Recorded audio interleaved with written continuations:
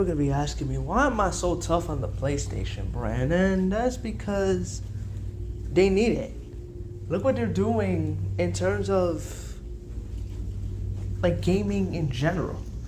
They're gonna remove physical disc in the future. They're gonna remove a lot of options for the players. And the only option is just gonna be the PlayStation Store. And once you buy digital copies of it, they could just remove it, not refund you, and say, "Oh well, thank you for your money, but you're gonna get your refund back." They're gonna ruin a lot of like jobs for, I guess, people that work in retail, like GameStop and Walmart and stuff like that. Again, I'm constantly hearing, "Oh well, people already went with streaming to begin with." Why does that matter? Because of options. Options should always be a thing for everybody. If everything started to become optionless, we're getting to the point that we're gonna own nothing and be happy. And this is just one prime example. But in terms of gaming, they're getting backlash. Not only that, they pretty much continued with what they say. They're like, we're not gonna remove any of our options. We're still gonna remain as you guys being screwed in the future. And now people don't want to be part of it.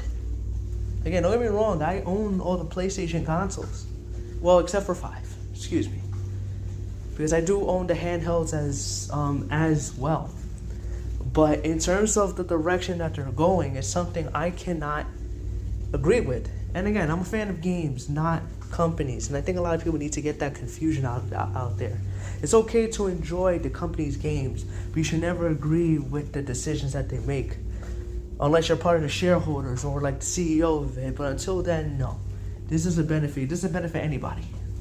Except for them that just want to make money off of us. So if they want to continue to be greedy, fine.